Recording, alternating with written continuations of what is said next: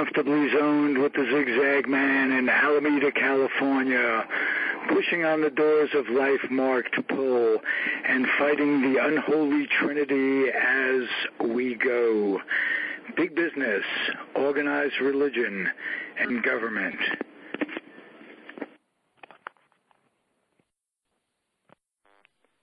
We are back. St. Louis baseball, past, present, and future.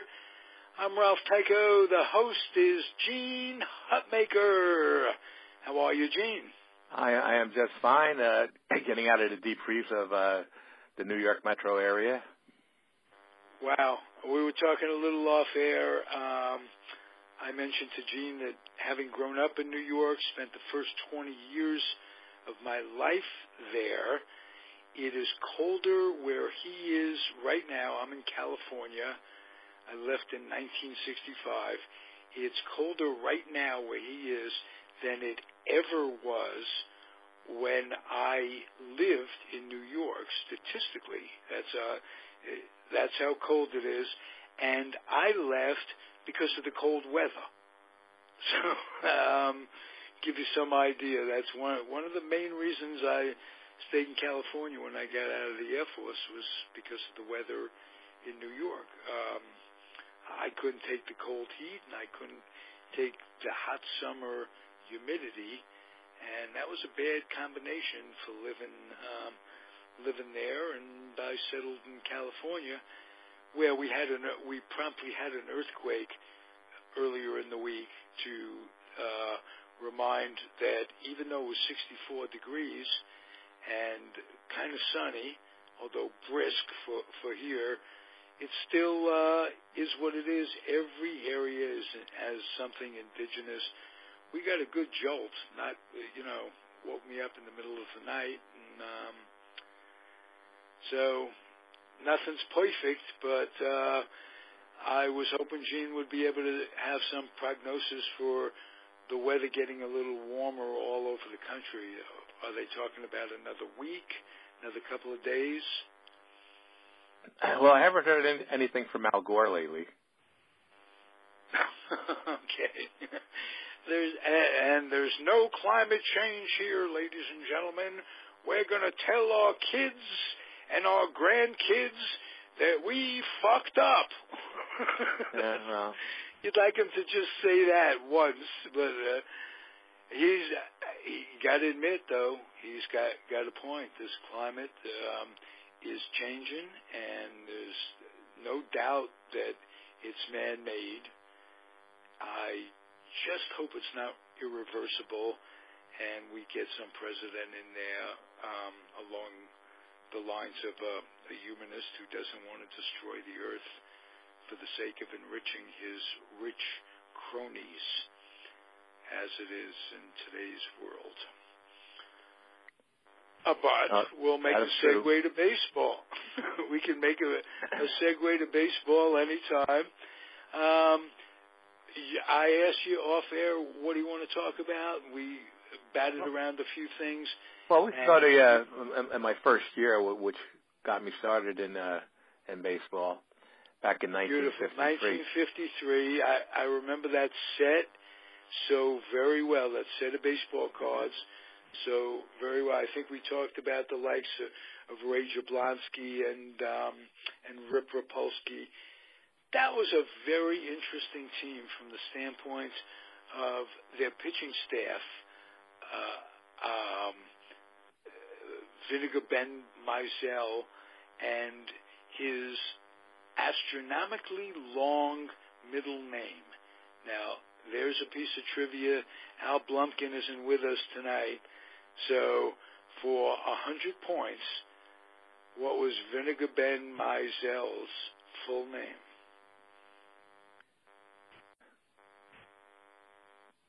Well, it was Wilmer. Was his first name. Okay. Didn't he have Tuscahas? He had an Indian middle name, if I'm not I think that was Cal McLish. Oh, okay. That you're right. Mizell was from Vinegar Bend, Alabama, I think. Okay. You're right. It was Calvin McLeish. And was he also on that team? No, he came up a little later. He was on that '59 Cleveland team that made a run at the White Sox in '59. That was a hell of a team with one of the best outfields I grew up watching. That had Minnie Minoso in left, Jimmy Pearsall in center, and who was in right? Al Smith was Rocky beyond. Rocky Colavito. Well, Cleveland Colavito was Colavito, Minoso. Colavito had the power arm and the heavy lumber. Right, absolutely. And then Don't knock the rock. Pearsall was a terrific, a bit Michigan, as my grandmother would have said. But what an outfielder was Jimmy Pearsall. It did not resemble Tony Perkins at all. No, Tony Perkins didn't resemble him. He was more of a character than Tony Perkins could ever hope to be in his life.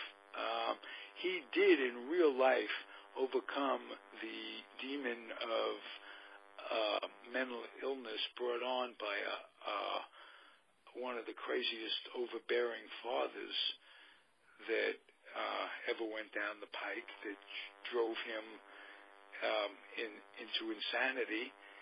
And he overcame that. And he was quite an interesting guy, although really a space cadet in a lot of different ways. And running around on his 100th home run, running around the bases backwards. Right, for the Mets. They made that rule that you couldn't do that anymore. And Casey said to him, "There's only room on this team for one clown, and that one clown is me." And he cut him 2 days later. So he was unappreciated by Stengel. He was on the downhill run by then, but he was a pretty good outfielder with the Red Sox first, and then, as you say, Cleveland. And then he started kicking around, as players will be known to do as the end of their career. Now it's different. Guys go from one team to another regularly by design. But in those days, you'd kick around at the end, and you'd be a veteran off the bench or pinch hitter, this, that, and the other thing, just to hang around and get valuable pension time and what have you. But who do you remember pitching in the first game that you ever saw for St. Louis? 1953 was probably the middle of the year I started really getting interested, because I was collecting the Bowman cards, which had no writing on the front of them. And my mother was a real jock. She was a basketball star in the 1930s. My father worked a lot of weekends, and my mother loved baseball. So we went to a Polo Grounds game, and it was Harvey Haddix in the first game, and he won 1-0 against the Giants. And then Vinegar Ben won the second game 9-4, and I remember Darl Spencer hit 2 home runs. And I was busy watching the 3 Hall of Famers, Musial, Slaughter, and Shandons for the Cardinals. And that was in probably May or June of 1953. That was the first game I went to. And you remember you were with your mom and my sister. And your sister. Girls didn't like sports then, but we got the TV in 1951, and with the Giants, Dodgers, and Yankees, there was always a game on, and I was in a baseball. I only had a sister, but a lot of people were living with us, uncles and whoever, and there was always a game on. So my sister kind of was a baseball fan, even though girls weren't that much into it like they are now. Right. Now, do you remember Happy Felton with the Dodgers in the pregame show? Oh, yeah. The Knot-Hole Gang. Knot-Hole Gang, right. And he'd bring kids on. He'd get three pony leaguers or little leaguers, Babe Ruth leaguers, who were pretty good, and he'd have them on and bring an active player. Yeah, Pee-wee or whatever, or Campanella, or one of them. I remember watching. Hodges, and they'd just talk to the kids, and they'd take a few ground balls. They'd see how they threw and just chat with them and put them through some stuff and choose a player that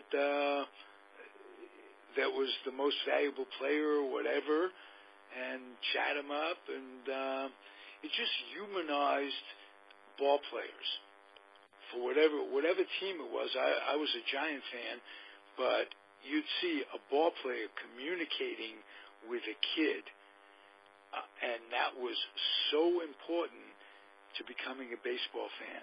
You'd see these guys look the kid in the eye and try to teach him something or communicate. Even seeing players in commercials, I remember seeing Yogi Berra with these Yoo-Hoo commercials and Mantle doing some commercials, and it showed them as they were. And my mother would say, well, listen to them. These are your heroes. And I drink Yoo-Hoo. Well, the interesting part about Yoo-Hoo is I'm a chocoholic, and my father used to get us a six-pack of 7-Up or whatever he wants, so naturally I got Yoo-Hoo. So my Yankee-loving uncle happens to come over who lived in town, and he saw me drinking Yoo-Hoo, and he goes to me, I am drinking Yankee juice. And I said, what are you talking about? Then he told me that Yogi Berra is the vice president of Yoo-Hoo. I said, oh, no. So even though I didn't cold turkey, I did cut down my consumption of Yoo-Hoo. Okay. And to this day, will you sneak one every now and again in Yogi's memory? Yeah, because I kind of mellowed out with my hatred for the Yankees. I respect what they do. I just hate the Yankees, but I do respect what they. My wife tried to get me to stop eating Turkey Hill ice cream because it's the official sponsor of the New York Yankees, but that didn't work. Well, okay. I never heard you put it in those words. You're mellowing out. Now, I did that about 5 or 10 years ago. I realized that I respect that, even though I still hate the organization itself, the hierarchy of the organizations along the way, the idea that they would rape Kansas City for players, that they had a working agreement with another American League team, it really irked me as a kid to see that. And now it looks like maybe they got the Marlins. Right, the same thing. Jeter's going, where are my loyalties? Am I doing okay? He asks. We don't know yet. No, we know.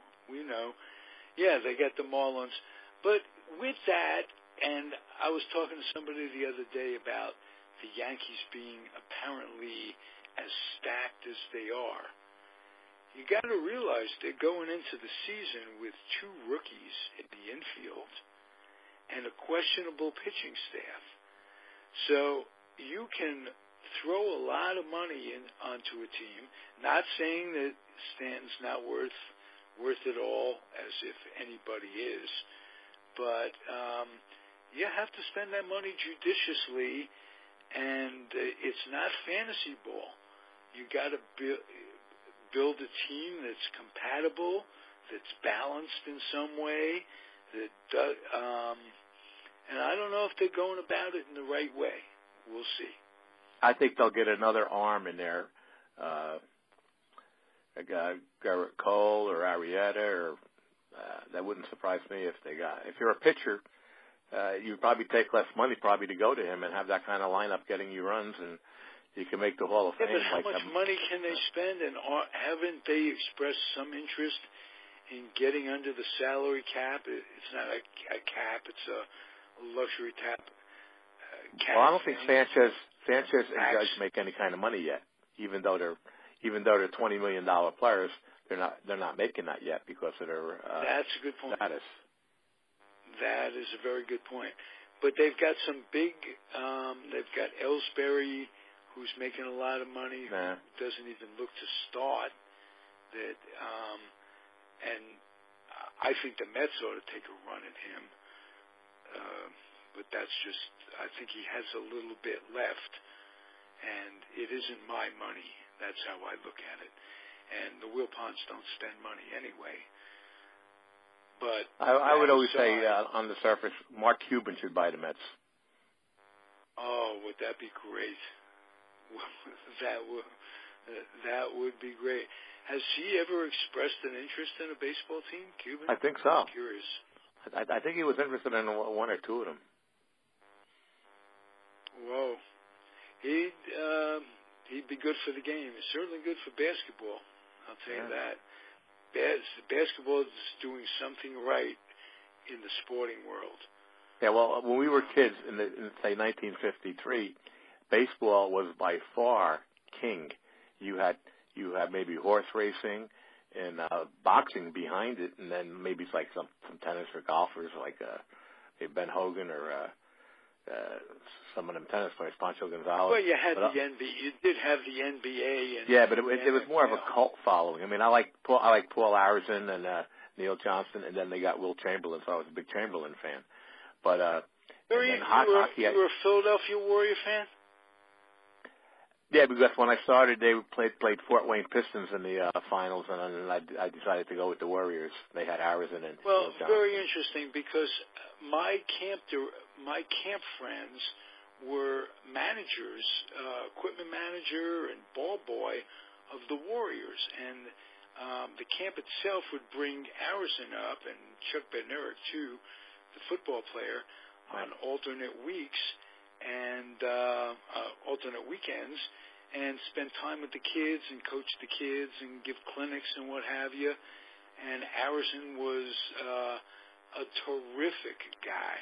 He come up. He was very much of a human being, and so consequently, I was a Knicks fan, but I followed the Warriors very closely. I knew everything. Neil Johnson at center. You had Guy Rodgers was a terrific point guard. Al Attles, Pickles Kennedy made the Temple. Warriors. Was a baseball player, minor league baseball player, and so we have that in common. The NBA as well, and even the NFL wasn't as big. No. NFL didn't become really big. I think it was 56 or 58 when they had the overtime game. Yeah, Alan Amici. Alan Amici, right. With Patton just standing there watching him.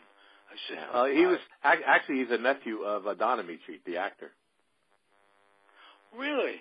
Mm-hmm. Wow. And Don Amici played in the Bickersons, if I'm not mistaken, and his wife's name was Blanche in the Bickersons. So these things are running around in my head. I can't find my keys. I haven't been able to find them for a week and a half.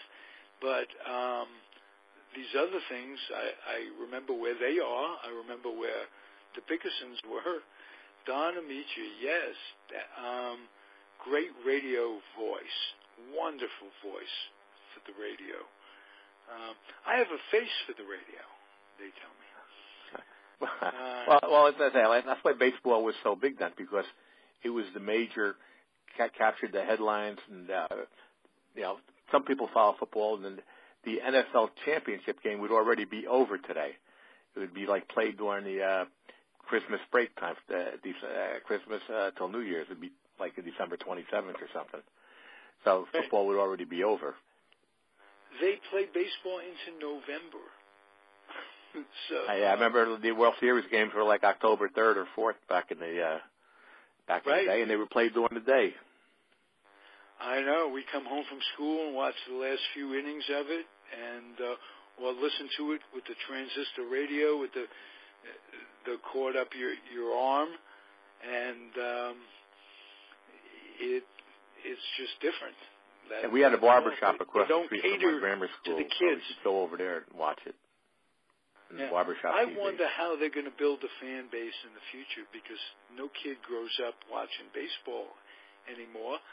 The All-Star game, the World Series, it's on at night, Kids are asleep by then. It's a school night, and it's not happening. What I don't understand about the sponsors, and it's a money-driven sport, so they're saying that if they start at, say, 7 o'clock, it's 4 o'clock on the West Coast, and they don't want to, the sponsors don't want to miss people watching. Yet what about all the people on the East Coast who go to sleep at 10 o'clock? I know. So the East Coast has a whole bunch of people, right, that don't watch it. Because I work in a high school, and I talk to people, and they say they went to sleep in the 10 o'clock usually. Right. I don't know. I don't know what the solution is. They must have some kind of study that, like, who watches the game and how they're going to get more people to watch it so they can sell their products. But how about the future of the game? See, television, radio always sold the game as a kid. To me, you build up your memories of a kid, so when you go to a game as an adult, you can sit and remember and talk, and that's what links generations and this, that, and the other thing. You don't have that because it's no longer a family game. You can't take your kids, 2 kids, so expensive, and a wife. It's $80. Well, $80. It's $200. It used to be $80. It was outrageous. So we used to go to Ladies' Day. My mother on a Sunday would take us on a Sunday game at Yankee Stadium on Ladies' Day and pay like 50 cents for a ticket and get a decent seat. I don't talk in the 1950s, but no, okay, but you say the word Ladies' Day. You could say the word doubleheader. All right. You don't hear that today. You don't hear any of that because it's fan promotion. They gave up something. They gave up half the admission to get people interested, to get women interested. Your mom paid half, but she brought in fans. She brought in 2 kids that paid something, right, and built the memories, built the loyalty to the game, and that was an investment that owners made in those days in the future, like a doubleheader. We remember going to doubleheaders at Yankee Stadium, the excitement of it. Do you remember in the middle of between games when they would put up the lineups for the second game and Mantle's name was never in it, and there'd be this, you knew he wasn't going to play the second game. You knew it was Mickey Mantle. You're lucky he played the first game. But there was this crowd draining, and Berra wouldn't play. Maybe he'd play left field when Elston Howard would catch the second game. It was just great. You were there for 2 days, 2 games. You didn't worry about, how long is this? Should we speed it up? Should we eliminate the 4 pitches when you want to walk a guy? Because after all, we could save 15 seconds and we could be home much, much sooner. Wouldn't that be great? Well, the games were faster because the pitcher usually went the route or deeper into the game. There wasn't like 5 pitchers in the game like there are now. At the most, there was probably like 2 pitchers in the game. Right, and a guy would get the ball and throw the ball because there's an advantage. Anybody who's ever played a game, if the pitcher throws the ball as soon as he can, the fielders around him are going to be much more on their feet. They're not standing around waiting for him to plod. You're on your feet. It's an advantage too. You don't see that now. Yeah, well, I coached like 500 games in my time with my sons in the 1980s. So I did a lot of games. So I know all about. I used to like have pitchers throw the ball. Have my catchers get ready and throw the ball. Right. Exactly. It keeps the game going. It keeps everybody alive, and it keeps interest. You know, we're human beings. We're trained with a 30-second window. If you can't get our interest in 30 seconds, we're a bunch of soundbite people. There's no substance to any of it. You hear what you're going to hear in 30 seconds, and then you're tuned out. You're tuned into something else. But still, the attendance is so much higher. Back when the Yankees had Maris and Mantle, I think they had like 1.7 million was their attendance. Right. And I know on weekends they pack them in, but a lot of the day games that they had, and sometimes night games, there weren't that many. I think the Browns had like people seeing Maris break the record. I don't remember right. that. They were all in the right field stands. Yeah, they were all in the right field stands. All the fans. Right. I remember. Like I used to go to the Polo Grounds when the Mets opened up in '62, '63. Going to the Polo Grounds was great. Oh, that was terrific. That really was. I mean, the seats were all falling apart, though. And they were all the paint was peeling on the seats and all of that. But still, you were right on top of the game. One thing about Ebbets Field and Polo Grounds, to me, you were right on top of the game. Whereas Yankee Stadium, you were somewhat further removed. Right, especially Ebbets Field. Ebbets Field is like City Park is today. It really is a nice closeness. It really was a nice closeness. They called it a bandbox. That was if you were a Giant fan, a Yankee fan, you hated the Dodgers, and how come all the home runs with the Dodgers? How much did the ballpark have to do with it? Well, they were built on a block, and they had to be that way. Right. I mean, you had a street behind it. What are you supposed to do? Hey, we got to talk about Sally Hemus. I got to tell you, Sally Hemus on a baseball card with the television. I don't know. Was that a Bowman set? I think Bowman 55. Was that Bowman 55? As far as I know, that was the first baseball card I ever saw. It was in my friend Mertz and Marty Rose, a podcaster on the Sperry Network. We do the Yankee Met podcast together. Marty's house, apartment 201, 3243, 91st Street, right next door to mine. I was in 201. He was in 201, in the very next building.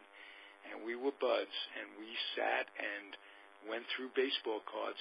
It's the first one I remember. Hemus. In this little box at the baseball on the television set with his name, not his full name. It was Hemus. Yeah, they just had the last name on them cards. Right, just the last name. And I also remember that he was an original coach with the Mets. The original Mets had Sally Hemus as their third base coach. Well. One thing about Sally Hemus is I used to go to the BAT dinners on the Marriott Marquis in New York. Right. And, is that the BATS program? BAT? Yeah. The assistance program. Right. So my sons used to send me there. I don't need anything, so they used to send me there as a gift for Christmas. And twice I ran into Sally Hemus, and we sat down. We talked for a while. And when I met him, I go, who led the National League in runs scored in 1952? He goes, that must have been me. So he had like somebody taking care of him too, because he had a little problem walking. But he was fully cognizant of everything. So we talked for a while, and I told him he was one of my heroes back in '53. And he had a great on base. His on base average was .390. Whoa. He knew how to get on base.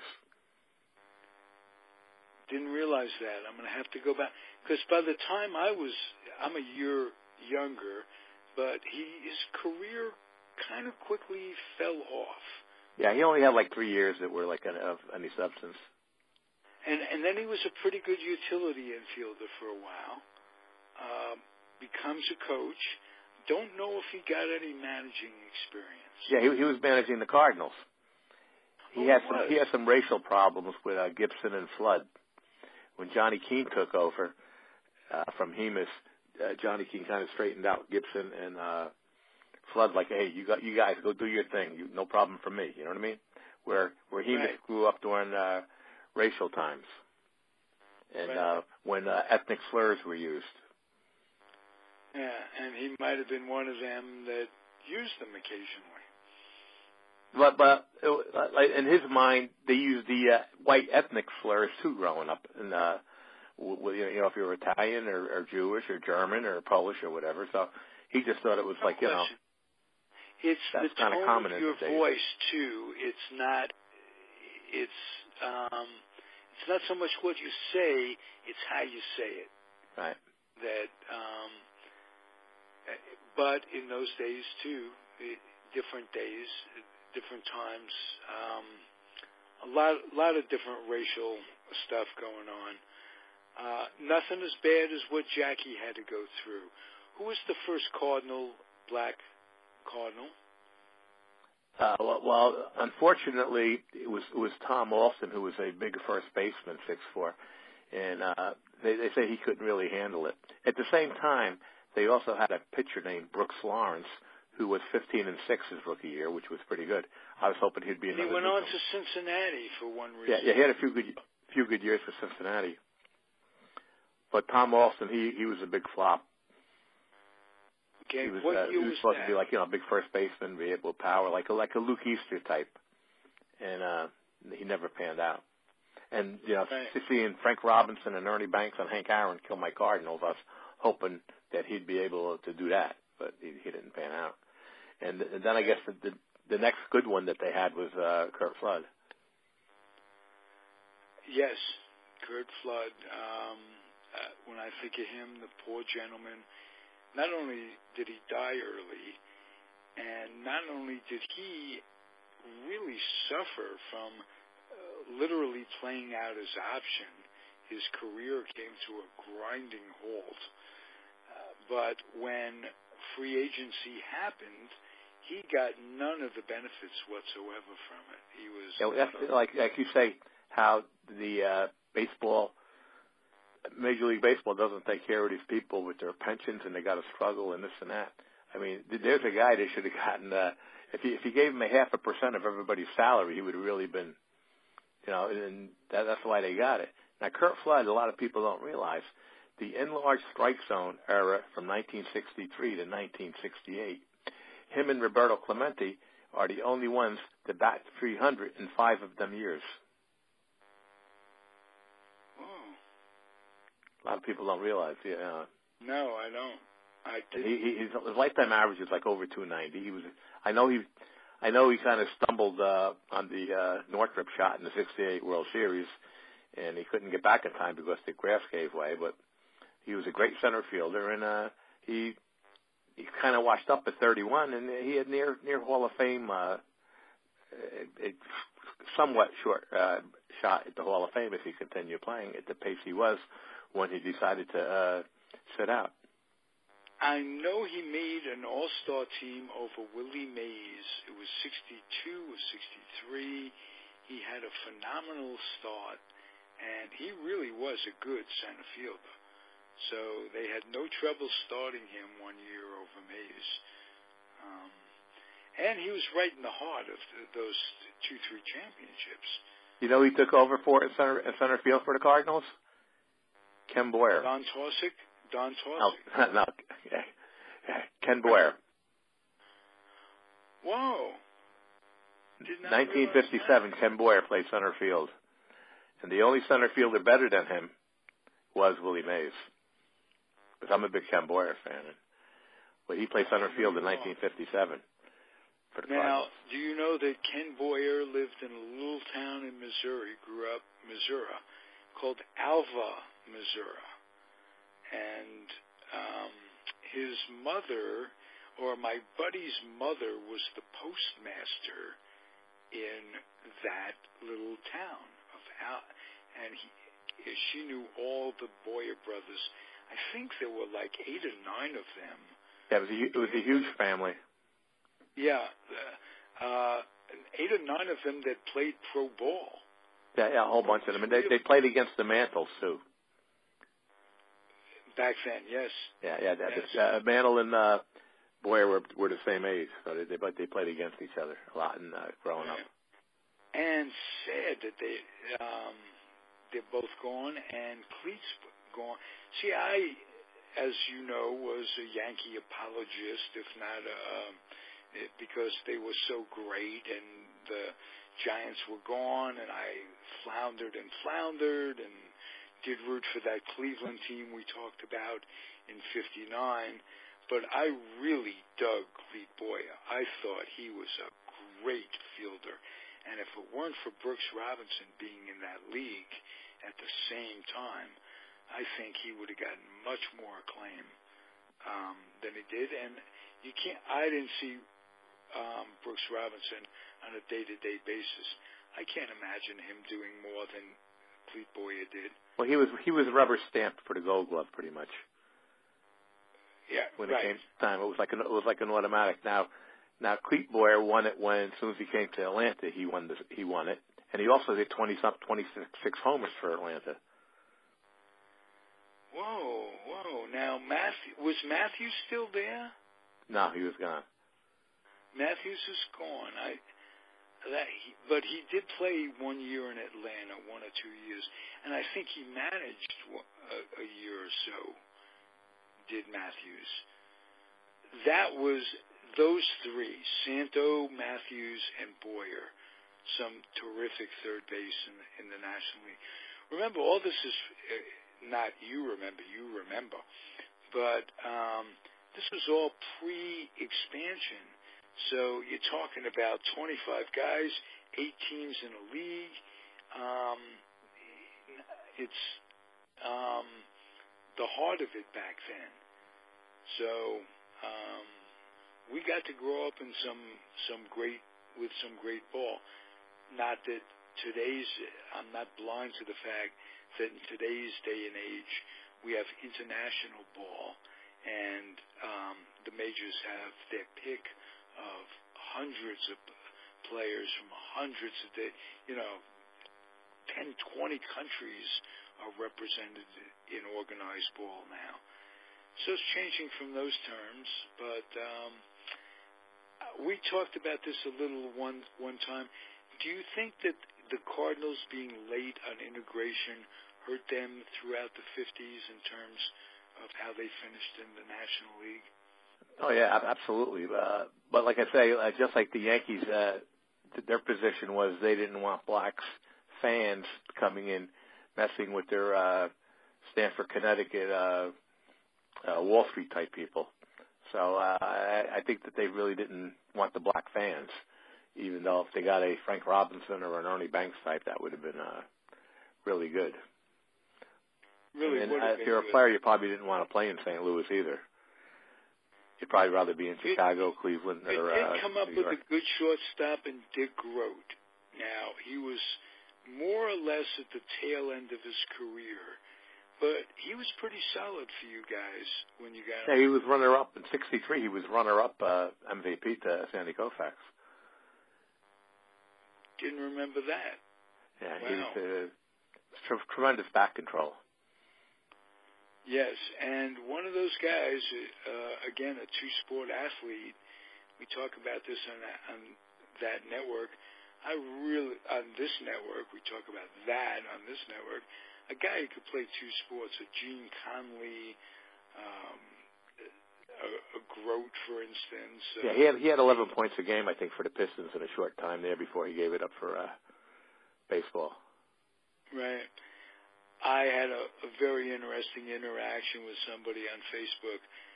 Danny Ainge comes under the classification of a two-sport athlete. And some guy says, he was a great basketball player, but a crappy baseball player. And I just wrote on there, yeah, crappy. He only made the major leagues. I think crappy baseball. Yeah, well, you have some, like Vic Janowitz was the Heisman Award winner. And then he was a catcher for the Pirates, and Jake Gibbs was a runner-up Heisman winner. That shows you how hard it is to hit a baseball. Absolutely. I think Ted Williams, it might have been a Ted Williams line. You try to square up a ball using a round bat, trying to square up a ball, a round bat, and a round baseball. and you got to square it up. And then you have a guy like John Kruk, who was a 300 lifetime hitter, and the story was that some woman came by, and he was smoking and having a beer, and the woman goes, "And you call yourself an athlete?" And he goes, "No, I'm no athlete. I'm a baseball player." Because he had the ability. I know he was better than he looked, but he had the ability to make that eye-hand coordination, and he reminded me a lot of Smokey Burgess from the 50s. I was just going to say, Matt Stairs, the same thing. Right. Kind of an overweight guy who just could get out of bed Christmas morning in New York City when it's, never mind. You can't even say that anymore. Nobody gets out of bed in New York City this week and can hit a baseball. Whoa. But yeah, some guys can do it. There was a kid, black guy out of Cincinnati, recently broke a couple of 3 pinch hitting records, and I can't think of his name. Burgess was terrifically out of shape. You wouldn't think of him as a baseball player, yet he was. So and a decent catcher. Decent, yes, decent. Played in that '60 Pirate team. He had Hal Smith with him. Him and Hal Smith were. You put them two together. There were 2 Hal Smiths. One was a Cardinal. Am I correct? Do you want to hear about that, Hal Smith? Sure. Okay. My mother saw how sad I was about not being able to see the Cardinals in New York anymore in 1960. So she decided to go. She got tickets, and we went to Philly, and it's right by the train station, Connie Mack Stadium. So 1960, we went to the game, and Tony Gonzalez hit a doubleheader. Tony Gonzalez hit a home run off of Ernie Broglio, who was relieving in 1960 in the 9th inning, and it won the game. And the Phillies were horrible. They were a horrible team in 1960. In 1960, the Cardinals made a run at the Pirates for the NL pennant. Anyway, the second game, the Cardinals were losing 3-1 in the 9th inning. They were losing 3-1 in the 9th inning. Broglio was in there again, and they were losing 3-1. And Hal Smith hit a 3-run homer in the 9th inning to win it for the Cardinals to salvage that day for me. Wow. That wasn't the Hal Smith that hit the home run that in the game of the World Series. The Pirate game. Right. Now he was Hal Smith there. He won the game, and Ernie Broglio went 1-1.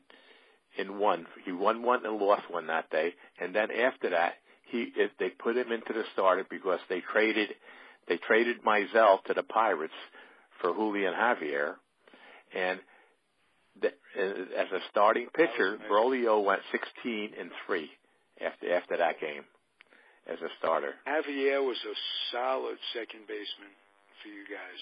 That was a good move.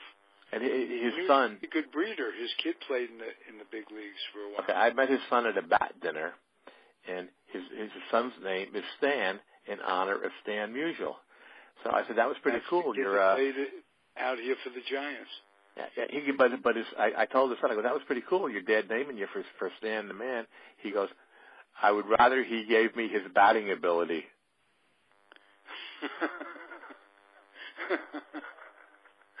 That's pretty funny. Word that he could. Now, here's my memory. One of the Hal Smiths, and I think it was the Cardinals, had a heart attack. Yeah, I believe it was him. Okay, did he come back and play after that, or was that the end? No, I don't know. I think that was probably the end. Okay, and but the other Hal Smith, he put the Pirates ahead 9-7. He would have been the World Series hero.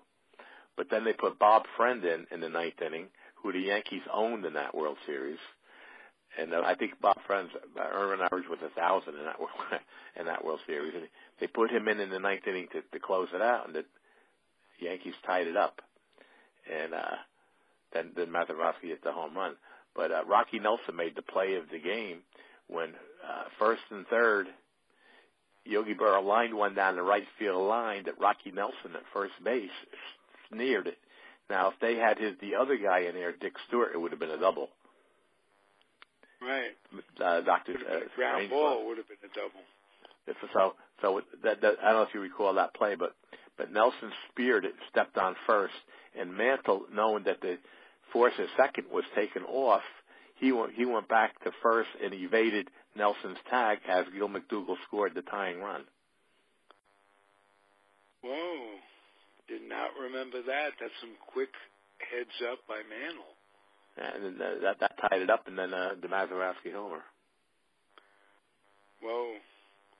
And Gil McDougall, even though I was a Giant fan, and Gil McDougall hit a granny in the 51 World Series to help bury them, I was a Gil McDougall lover. I thought he was so talented because he was versatile. The Yankees won with him as a regular third baseman, a regular second baseman, and a regular shortstop. They won it all in 3 separate years. Now, that's some versatility. And he lived in the next town from me. He lived in Nutley, New Jersey. McDougall lived in Nutley, New Jersey. Yeah, Who lived in Nutley, New Jersey? Gil McDougall. Gil McDougall, right. And his son, I remember his son, he had a son who was a real good basketball player, played at Montclair State. Not like Division I, but... And he coached at Fordham for a while. Yeah. And when I say coach, he managed at Fordham. They don't call, in college, they don't call him manager. But he was the head coach at Fordham. And came back, we might have talked about this, Gil had some hearing problems. Yes. I don't... what... Was it you that told me what precipitated that? No, I don't know what really. I don't know what it was, but they developed later in his life. He lost complete hearing, and later in his life, they developed technologically. They developed a device that he could put in his ear or amplify whatever. And he got to hear his grandkids for the first time. I remember that. There was a big story. And he passed away too young as well. Yeah, well, he had, I think he got beaned. The hearing loss was, kept on losing it more and more, I think, from a beaning or he got hit by a line drive. That was it. That was it. And it must have been a beaning, because if he were hit by a line drive, it would have been too ironic, because he's the one who hit a line drive off of Score's face that, in essence, ruined his career and, in essence, took the heart out of Gil McDougall as well. I don't think he played another year after that. That really, he said, if Score loses his eyesight, I'll quit right now. And he didn't lose his eyesight, but... naturally being I was listening to that game on the radio. It was in Cleveland. I was too, if I'm not mistaken. And naturally I was pretty mad with the Yankee doing that. But the thing is, myself, of course, I'm only saying what I think I would do. I'd be upset at that, but I would not quit because that's part of the game. It's an unfortunate part of the game. Right. That's true. It's like, I remember, in boxing, there was a kid. I think it was Emil Griffith, killed Benny Perret. Right. And I don't know if he quit fighting after that, but I do remember one of the last things I ever did in New York. I got to go to a boxing triple header at the Garden, a triple header championship. It was like three different weight classifications, and Torres won one classification, and Emil Griffith won the other one. I can't think of it. It was 3 separate fights for championship fights. Only boxing I'd ever gone to in my life, before or since. But that was pretty trippy, just that. And Emil Griffith later became a boxing commissioner, if I'm not mistaken. Now that fight was at night. During the day, they had the NIT final. And I went to like 25 NIT finals in a row. I went to the NIT final, and that fight was at night. I was there with my cousin, and I said, let's see if we could get tickets for the fight. Nah, it's on TV. So they lived in Greenpoint. So we went back to Greenpoint, and we watched it on TV. But I went to the NIT finals that afternoon. In the Garden? Yeah. Wow. But I went to 25 NITs in a row. If you don't mind talking about NITs, let's explain something to the folk. The NITs back then were just as big, basketball-wise, as the NAACs. I don't think there was, as a matter of fact, I think they were they were more important at one time. Can you elaborate on that? Yeah, well, like in 1953, my first year of baseball, living by South Orange, New Jersey, where Seton Hall is. Seton Hall was one of the top teams in the nation, and they won the NIT with Walter Dukes and Richie Regan, and they beat St. John's. I remember Walter, yes. And so that was a real huge deal. There was a lot more independent colleges then. Now everybody's hooked in with so a lot of the independents would go to the NIT because they didn't have a conference affiliation. But the NIT, I was there when Dayton won with Gary Rogenberg, who played for Minnesota Twins. And Bill Chmielewski. Yeah, and Bill played on, and the Hattons played on that team. Right. George, am I right? Yeah. Mm-hmm. And I don't want to tell you. I don't want to tell you about what happened to Chmielewski at why he only played his sophomore year. I was in Vietnam with one of his buddies. Oh, really? And he was just drinking, and he had a bunch of people pregnant and so forth. Oh, wow. And he was great. I mean, he was 6'11". I know.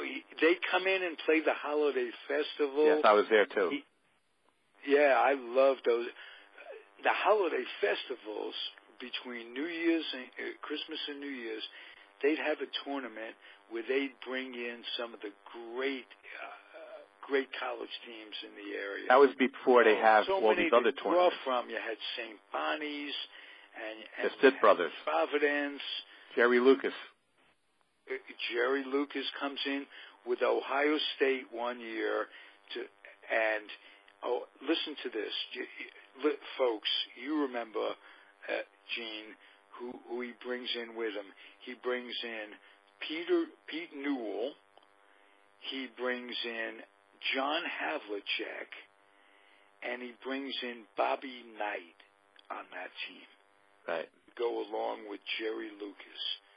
Whoa. And if I'm not mistaken, it was the same year that Oscar comes in with Bonham or... No, Oscar didn't play with Bonham. Okay. Well, did he play with Hogue? Paul Hogue. Yeah. Okay. So you'd go to a garden and you'd see a double header, and I'll just, as an example, you could have had who else could have come in? NYU could have been in there with Barry Kramer. Happy Hairston. Pardon me? Happy Hairston. Happy Hairston, yes. I was trying to think of his name. Just as an example, NYU had later on, I just blanked. But then you had St. John's with Sonny Love, Leroy Ellis, Al Seiden. You just had Providence with Lenny Wilkins. You had Boston College. right, there were two Johnny Egan's, too. One of them, I think, pardon me? One at St. Joe's and one at Providence. Yes. Wow. Little Vinnie Ernst. I can remember. Guard. I'm just saying those tournaments were incredible. You'd see guys that would be. It was semi-pro. The way I saw it, you're always thinking, who's got the draft choice in the NBA? And Bill Bradley against Cassie. Yes. The Holiday Michigan against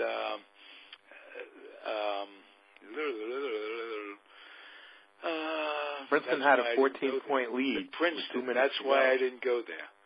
Yeah, Princeton had a 14-point lead with 2 minutes to go, and Bradley fouled out, and Michigan beat him. Michigan was like number one in the country then, but they had a 14-point lead with like 2 minutes to go, and without Bradley, they just fell apart, and Michigan was loaded, and they beat them. Then they met again in the Final Four. Yeah. Hey, Gene, nice. Good show. I like the way we just go from here to there, and I'm loving it, enjoying it, and we'll do it again next week. Okay, very good. No, not next week. Not the week after. Yeah, I have my football dinner to attend. That's right. Got that on the schedule, but we'll be back in 2, and I would just like to make a request of anybody who enjoys our offerings. I'm hoping that you will box up some lightly used children's books and take them to the Head Start program in whatever community you live in. They will be cherished. You got to get kids reading and interested, school ready, and all of it. So if you could do that, it would be great. And good luck at your dinner next week. We'll talk to you in 2. Gene Hutmaker. It's been the St. Louis Cardinals, past, present, and future, Comfortably Zoned Radio Network. I'm Ralph Tyko. Gene, thank you again. Okay. Everyone have a good week. Good. We'll be back next week. I loved it, Gene. Okay, have bye. a great one. Bye.